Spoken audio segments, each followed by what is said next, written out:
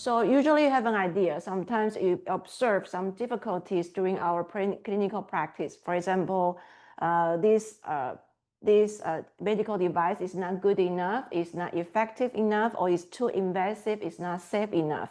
So you have an idea, you want to solve this problem. So you find a need.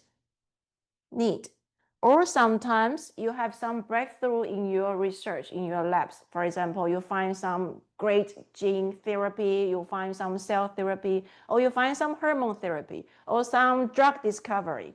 So sometimes you have an idea, you think you find out, your observation can change the world. So which one will come first? Clinical need come first, or the technology come first? Sometimes it's breakthrough in your lab. So usually when you're talking about innovation, if you find out some breakthrough in your lab, so it's called technology push. You think what kind of my technology or my solution can apply in which clinical setting. Sometimes technology push is a little bit difficult, but it's more familiar with you since you are all master students. So you find some AI algorithm, or you think, oh, maybe I can use this AI algorithm in cardiovascular patients or in neural patients. So most of the time, we find the technology first. We have some breakthrough first, then we're trying to find some clinical setting, then we can apply this technology. So we call this a technology push. But it's a little bit more difficult, then we go the other way around. We find the clinical need first. We find some unmet need at our clinical practice or during our clinical observations. Then we find the right or suitable technology which can solve our clinical need, unmet need. So there are two way around. Either you find the technology first, you have some drug discovery, or you find some innovative therapy, then you're trying to find the applicable clinical need. This is called technology push. Or you find the clinical unmet need first, then you try to find a technology which can solve this problem. Either way will do, but most of the time we find out the need pool will more fit for our clinical setting. So most of the time we know about the design thinking. Maybe you heard of this design thinking. Usually we think about design thinking, we put the user in the center.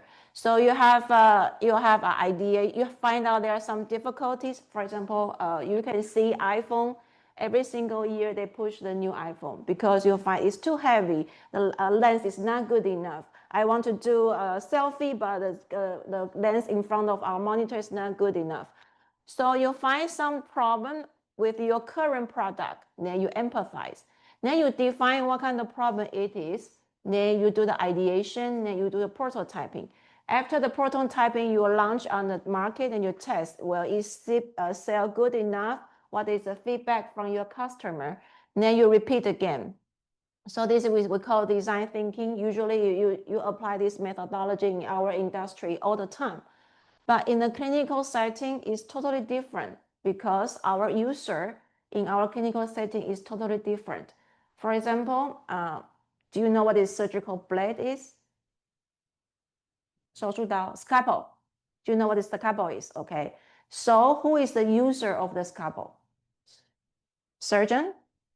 100% sure? Any idea? Any other answer? The scalpel. Who used the scalpel? The surgeon used the scalpel, but they apply the scalpel on who? On the patient, right? When you use the iPhone, you use the iPhone. Who benefit from this iPhone? Myself. So the user and the beneficiary is the same person, but in the medical device, it's totally different. The surgeon used the scalpel, but the scalpel is used on the patient. So the user have a different perspective, right? So who paid the iPhone? When you want to buy the iPhone, who paid the iPhone?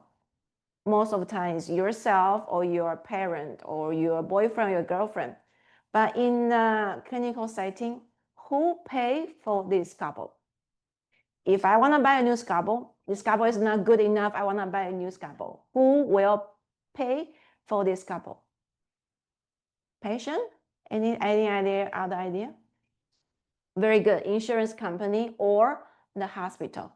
The hospital decide which scalpel I want to buy, then they get paid from the insurance. So you can see in the scalpel situation, you are dealing with different stakeholders. If we are talking about the iPhone, it's very simple. I want to buy this, I pay for this, I benefit from this. But from the scalpel, surgeon uses a scalpel on the patient. Patient is benefit from the scalpel, but it's the hospital decide which scalpel I want to buy, and the hospital get paid from the insurance. So everybody care different perspective. What the surgeon care about? If I want to use a scalpel, what is the most thing I care the most? Good response. Nice. Yeah, very good. Yes, effectiveness. I want to know if the scalpel is good enough, is safe enough. Okay, how about the hospital? What the hospital care about? Cost, very good. I want to use the cheapest price to get the best device. So the hospital care about the cost. What the insurance care about? If the insurance is going to pay the hospital for your service, what the insurance care about?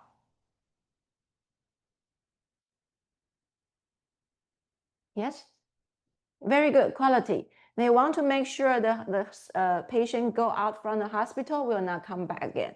So they care about the quality, but at the same time, they care about the cost. So everybody care different perspective. So it's very difficult. One device can make everybody happy.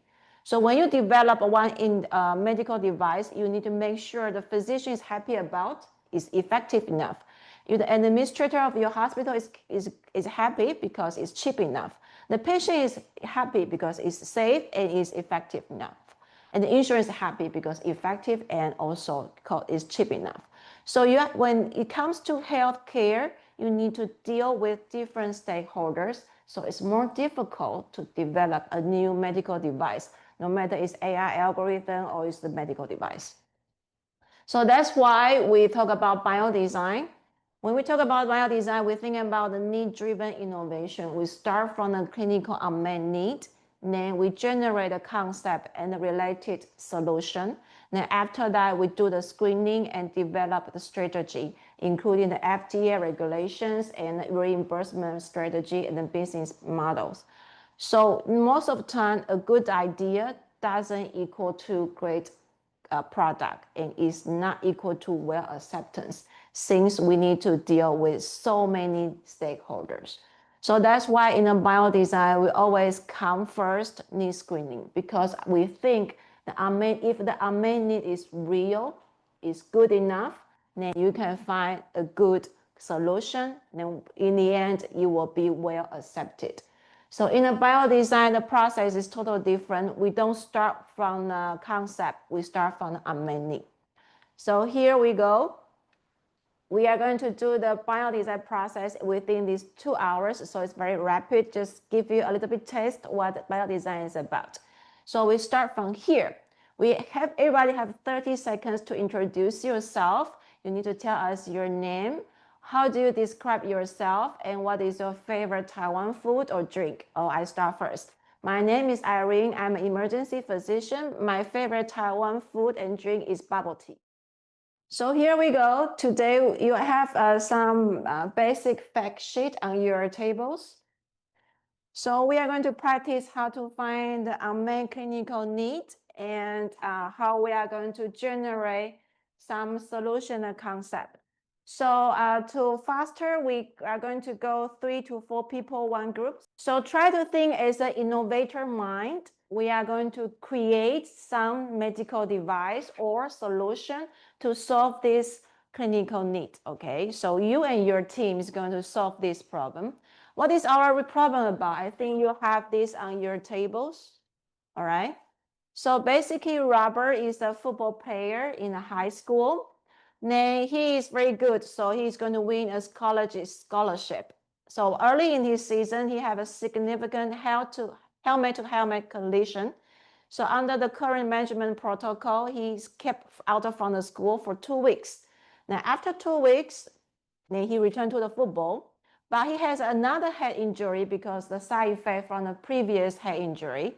So then he cannot play for the whole remainder of the season. So the Robert's parents is very rich. Then he read extensively about the sports concussion and surprised to learn about the current football helmets are not particularly effective in preventing concussion.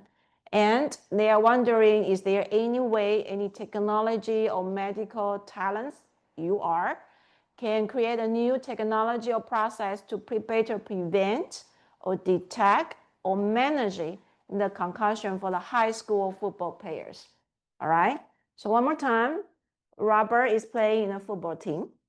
He has one head injury first time. And then during the based on the protocol, he didn't play for 2 weeks. After 2 weeks, he got back to the field. Unfortunately, he had another concussion because the previous complication or whatever. So basically, he has 2 head injury. He cannot play the rest of the season. So his parents are furious because he is the talent who may win the scholarship. So he's wondering, is there any new technology or process to better prevent or detect or manage the head concussion for the high school football players? All right, this is a clinical scenario. So based on this clinical scenario, usually we will have our first main need statement draft. The need statement usually have their 3 elements, which is crucial. The first is the problem. What kind of problem do you want to solve in this clinical setting? And who will benefit the most if you solve this problem? And what kind of outcome do you expect if you solve this problem?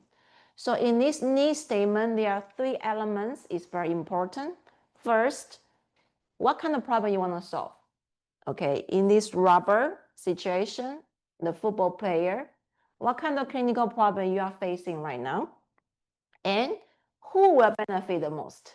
Is Robert or his parents or the school team? Who will benefit the most if you solve this problem? And what kind of outcome do you expect after you solve this problem?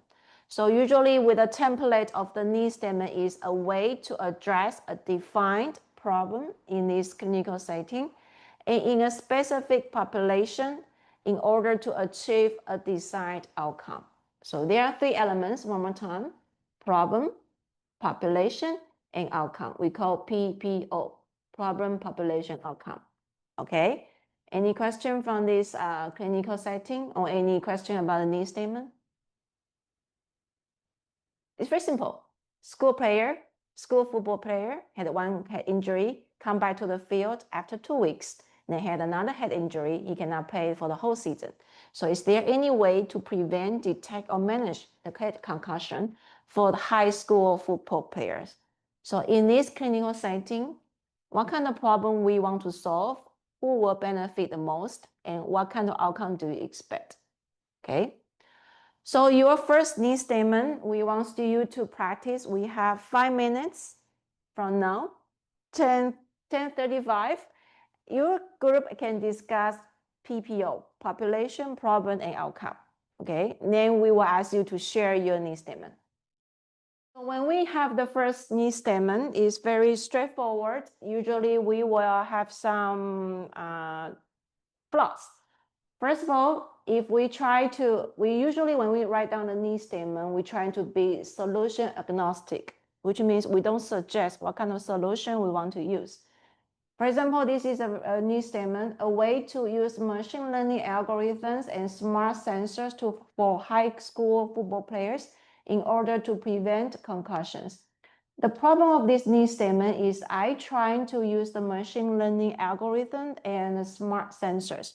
Once the need statement is solution embedded, all my mind will be restricted in I was trying to develop a machine learning algorithm. I trying to develop a smart sensor. Probably there's another way to better monitor or better prevent the concussion. So when we write down a need statement, we always think about, oh, this scalpel is not good enough. So I want to change the shape of the scalpel or wants to change the sharpness of the scalpel. But so we restrict our innovation solution to specific solution, which is a big no. Because when we start from the need statement, we want to be solution agnostic, so we don't restrict our mind in some certain solution way. So in this case, we don't try to imply the potential solution in our need statement. The second part is the population.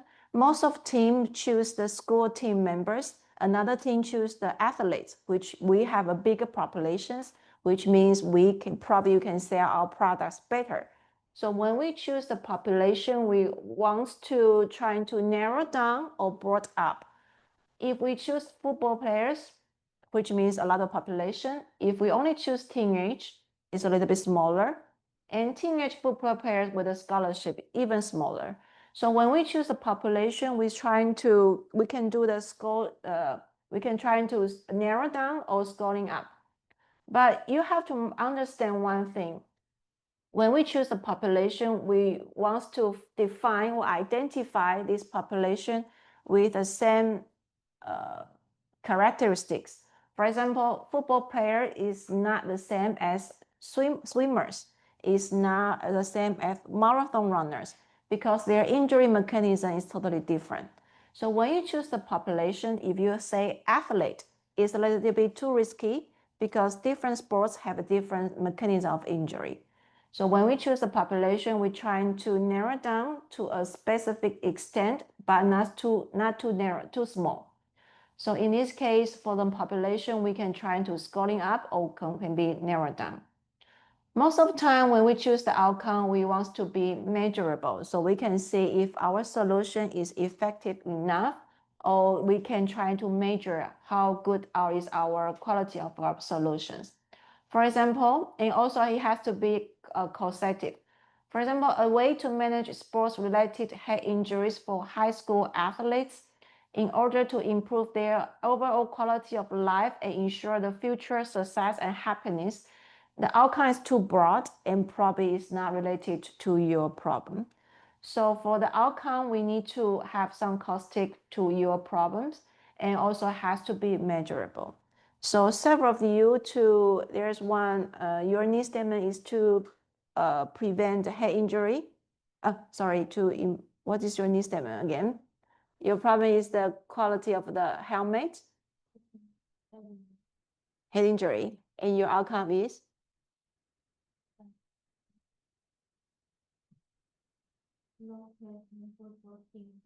Yeah, so the football team performance can be measurable because you can evaluate their successful rate or their winning games or their soccer scores.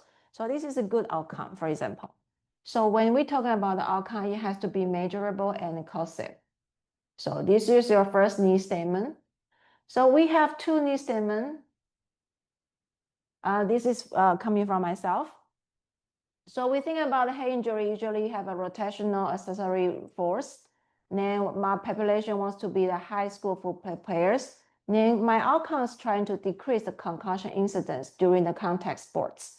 And the other way is to address the brain healing progressions in these concussion athletes to enable safe return to the economic or athletic activities. So in these both outcomes can be measurable and is also related to our problem. So this is your first need statement. So after that, we have our first need statement usually is a hypothesis. So when you have a hypothesis, we need to do some research to validate if our need statement is real or is really unsolved, unmet need.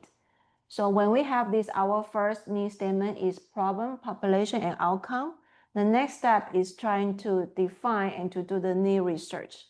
So the first need research we are going to do is disease fundamental.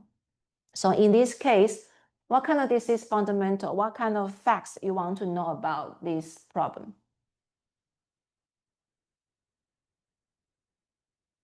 We have a brain injury, athletes.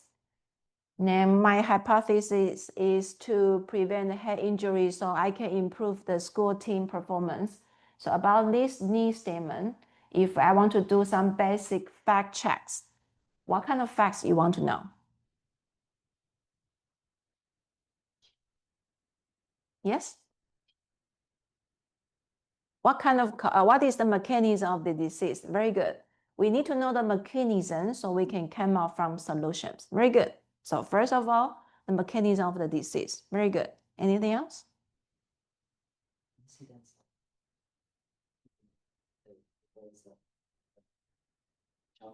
Yeah, very good. How often does it happen?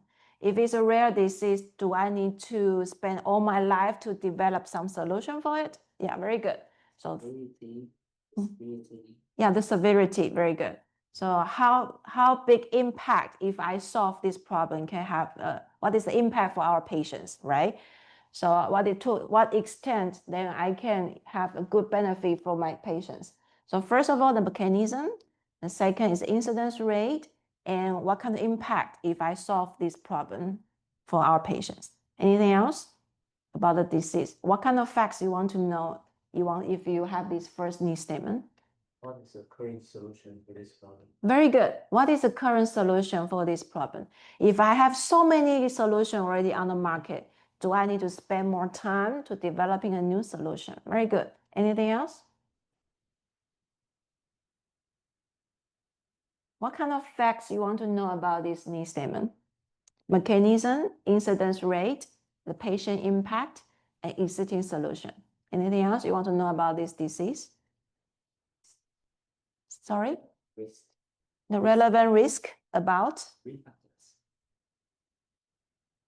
Risk factors. Risk factors, okay. Similar to the mechanism of the disease, okay. So the first thing about disease fundamental, we want to know about the prevalence rate, the incidence rate, the mechanism of the injury, and the existing solutions, how many solutions we already have. And also we want to know how about everybody feel about this disease, right? For the athlete, they think the head injury is very important because it will keep it from the field. But for some other stakeholders, for example, the health insurance, maybe not so important. Or for some of the team members, maybe not so important. So we will do the stakeholder analysis, okay? Stakeholder, which means everyone who is related to this need statement. So can you tell me who are the stakeholders in your need statement? The players, very good, because he's like benefit the most. Who else? The parents, very good. Who else? Coach, very good, because I must have a good players in my team. Very good. Who else? Investor. Who are the investors? Who invests for the team? Who invests for the team? Very good. Sponsors, the team sponsors. Very good. Who else? Who else are the stakeholders in our situation, in our clinical settings? Very good. Fans. Schools, very good. Fans, very good. Who else? Anybody? Okay. Who treat the patient? The doctors, right? Where did they go to treat the patients? Hospital. So they is also related to the doctors and the hospital. And who else?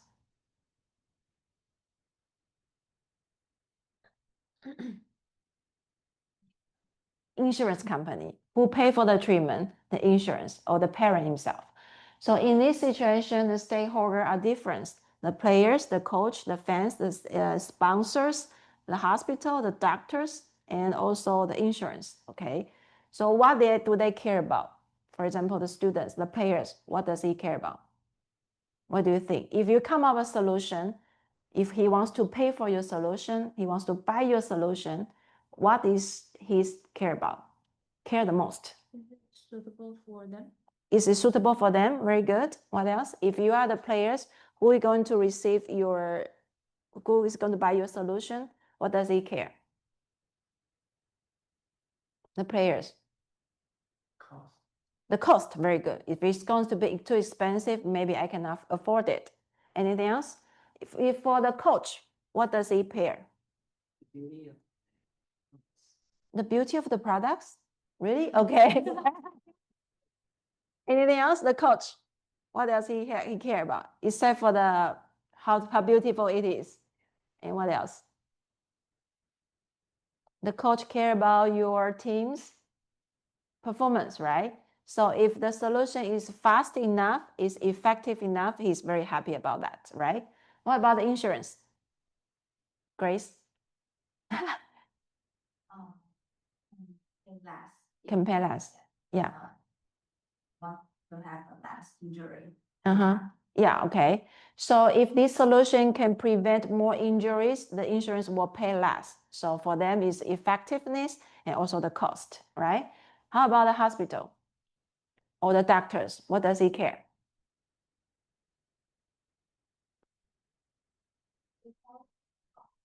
Injuries and disease can recover completely. Is the health of the patient? This disease can be recovered completely or not. So they care about if it's effective enough or can be reimbursed. That's what you're trying to, am I getting right? Okay, so you can see the different stakeholders, they care different quality of your solutions. So you need to think, who is the decision maker in your solution? In all these stakeholders, we talk about players, the coach, the parents, the hospital, and the doctors, the fans, the sponsor. Who is the decision maker? Who decides whether I'm going to buy your solution or not? Coach? The investor, the sponsors, okay?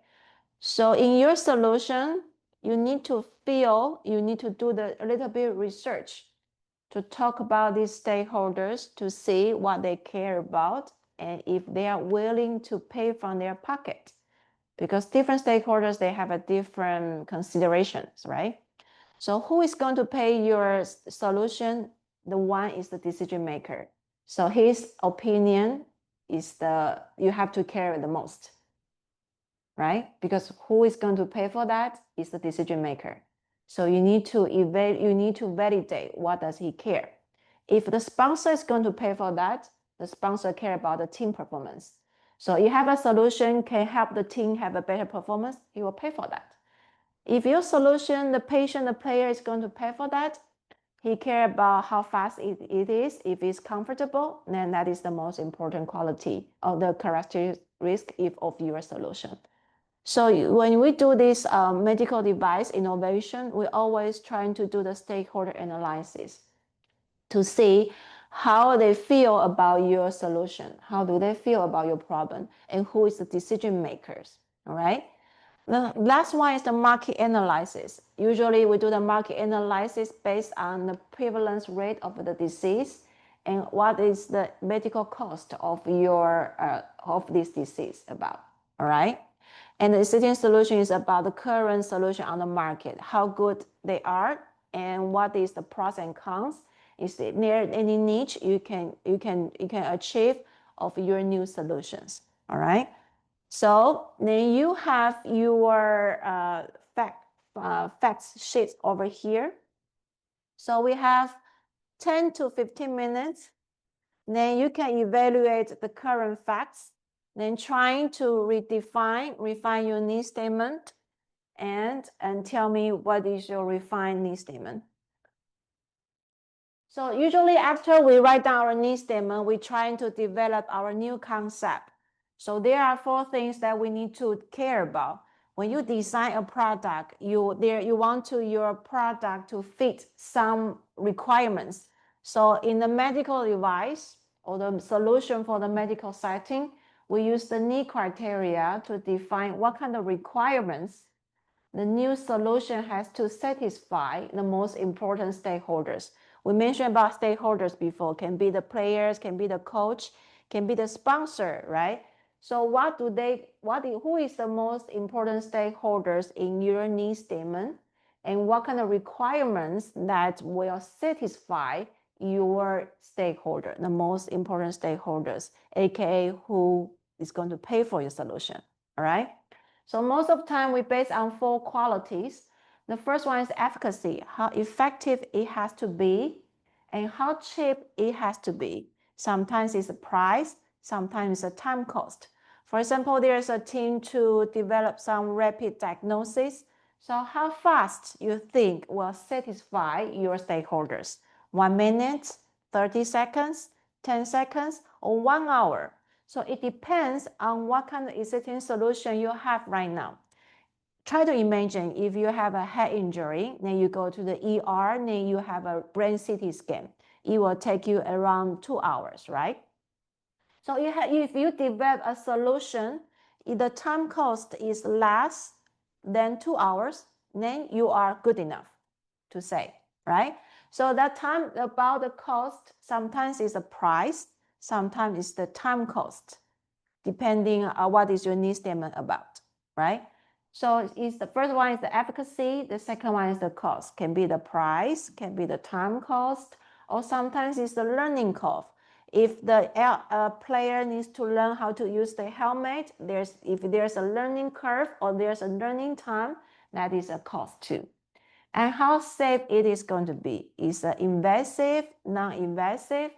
And about the usability, does the person who uses this medical solution has to be trained, or anybody, even the lay person, the cleaning lady can use that?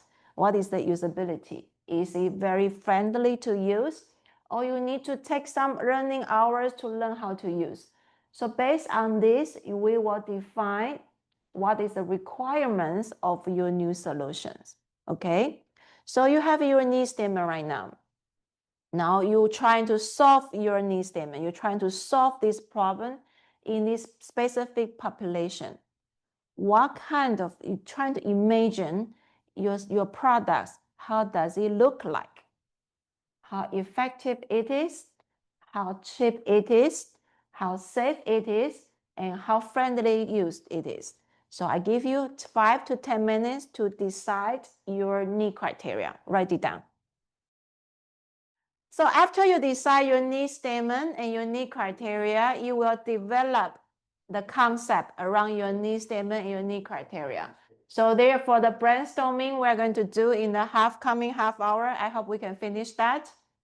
The brainstorming actually is semi-structured and then rapidly generate ideas. So based on their 3 stages, the first one we call approach.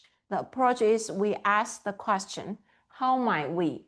We need to ask the right question to find the right answers.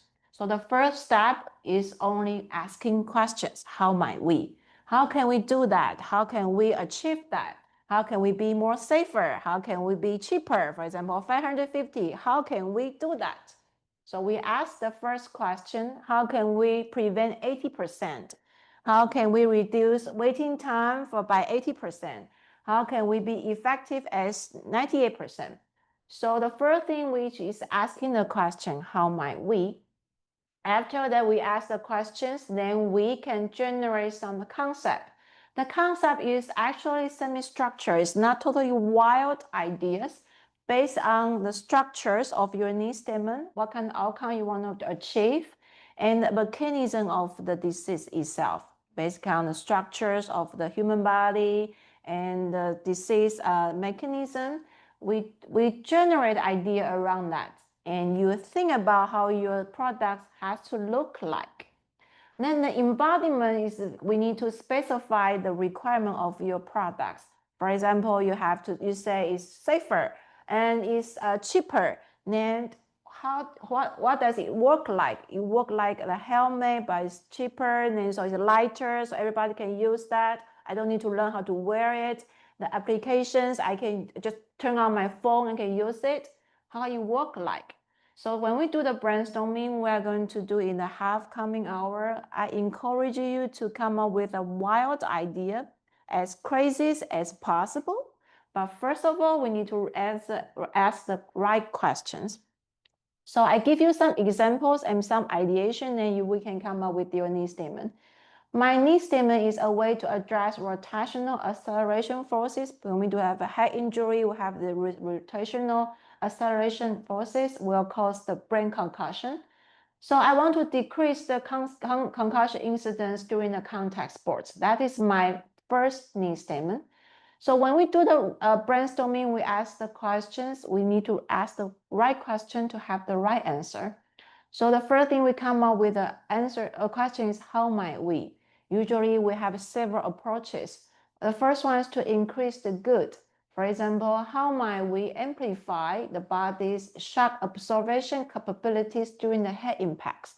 Because I want to increase the good. And I want to remove the bad. So how might we neutralize the acceleration at the moment of the impact? Then we explore the opposite. We always think this rotational energy is dangerous. How might we change this rotational energy to the beneficial protecting actions?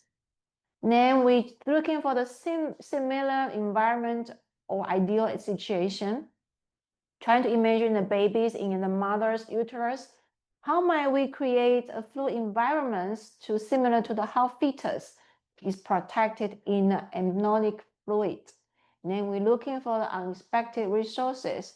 How might we utilize the opposite player's force to create the counterbalancing effect can cancel these rotation forces? So when we ask the questions, we're trying to have some approaches. First, we increase the good, then we remove the bad. For example, rotational acceleration force is bad. How might we remove these forces? Then we explore the opposite. Is that possible? We change these forces to the protection actions. Then we're looking for the similar environment. The babies in the uterus is absorbed in this fluid, so it offers the protections. How might we create a similar fluid environment that can protect patient's head? Then we're looking for the unexpected resources. So I'm going to have a contact. The opposite player is kind of a force towards me. Is there any chance I can convert these opposite forces into a protecting system or protecting effects? So when we do the brainstorming, we ask the question, then we use how might we? How might we do this? How might we achieve that? How might we do this requirement? So now it's your mission to write down one how might we based on your need statement and your need requirement. Okay, 5 minutes. All right. So basically, I think we are done today. Thank you for your brainstorming and crazy ideas. And this is Biodesign. Actually, usually we do it at 30 hours. Then we only like shrink it, shorten to 2 hours. So just give you a little bit test of how it looks like. So we always go back to the beginning. We need to find the unmet need. Then after that, we develop the concept around unmet need. So if you're interested in this course, then probably we have a course coming on next semester in the Biodesign Center of Taipei Medical University. And this course is very goal-oriented. We join this course because we want to develop some medical device or some solution around this clinical unmet need. All right, so any question? No, great, thank you.